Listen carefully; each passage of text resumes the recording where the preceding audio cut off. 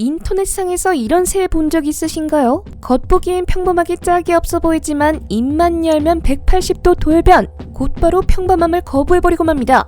멋모르고 함부로 까불었다간 꽤나 큰 코 다칠 것 같은데요. 과연 이 새의 정체가 무엇일까 여러 커뮤니티를 돌아다니며 찾아낸 결과 실제로 존재하는 새가 아닌 합성이었다는 사실. 그렇다고 해서 안심은 절대 금물입니다. 왜냐하면 이 새보다 100배 더 공격력을 갖춘 새가 기다리고 있기 때문이죠.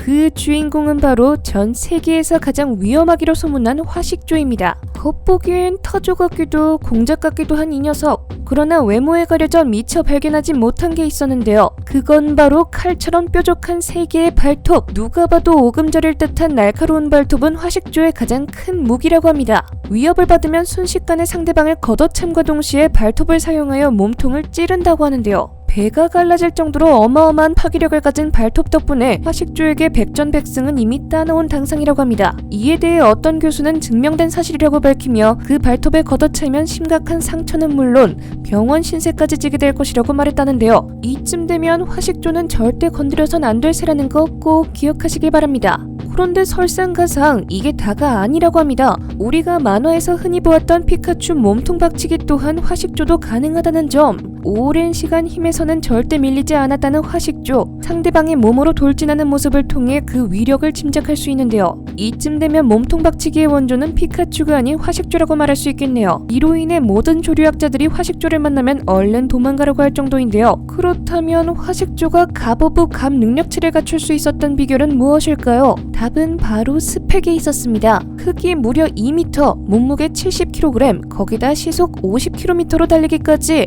이런 걸 보면 역시 신은 불공평한 게 맞다는 생각이 듭니다. 여기에 더하여 마치 쥐라기 공원에 나올 법한 외모로 사람들에게 아주 인기도 많았다는데요. 하지만 그 인기는 오래가지 못한 채 가장 위험한 새라는 별칭과 함께 기피 대상 1호가 되어버렸다고 합니다. 갑자기 화식조가 한순간에 몰락하게 된 이유 궁금하지 않으세요? 그 원인이 되었던 건 바로 사람을 벼랑 끝까지 몰고 간 유일한 새이기 때문입니다. 실제로 2019년 4월 미국 플로리다주에서 화식조를 애완동물로 키우고 있던 한 남성이 공격받고 심각한 부상을 입었는데요. 그 이후 병원으로 이송되어 치료를 받았음에도 불구하고 그만 숨이 끊어지는 불상사가 발생합니다. 당시 남성의 약혼녀는 인터뷰에서 새를 돌보던 중에 벌어진 일이라고 밝히며 슬픔을 감추지 못했다고 하네요. 자기를 사랑하던 주인을 저승으로 몰고 간 이 사건, 저도 참 안타까울 수밖에 없는데요. 그런데 이보다 더 대박인 건 이런 사건이 벌어진 게 한두 번이 아니라고 합니다. 연구 결과에 따르면 그동안 보고된 화식조의 공격 221건 중 150건이 사람을 향한 공격일 정도로 자주 있는 일이라고 하네요. 이로 인해 호주에서는 화식조를 킬러새라고 부르며 화식조 출몰 지역엔 경고판을 세워놓았다고 합니다. 그러나 이런 노력에도 불구하고 끊임없이 불상사가 일어나자 사람들은 화식조를 비판하기 시작했는데요. 하지만 화식조에게도 한 가지 말 못한 사연이 존재했다는 점. 화식조가 사람들을 공격한 건 맞지만 먼저 공격을 시도한 건 바로 사람들이었다고 합니다. 새가 강해봤자 얼마나 강하겠어 하곤 비웃음 쳤다가 앞길 장담 못한 사람들 여럿 있었다네요. 즉 화식조의 일방적인 공격이 아니었다는 가능성이 높다고 합니다. 이런 속사 정도 모르면서 사람들에게 욕먹는 것도 억울한데 엎친 데 덮친 격으로 서식지 파괴와 밀렵으로 멸종위기에 놓였다는 화식조. 만약 제가 화식조였다면 정말 억울했을 것 같은데요. 전 세계에서 가장 위험한 새라고 불리는 화식조에게 이런 안타까운 사연이 있더니 믿기지 않은데요. 이 모든 걸 통틀어 봤을 때 가장 큰 문제는 사람이 아닐까 싶습니다.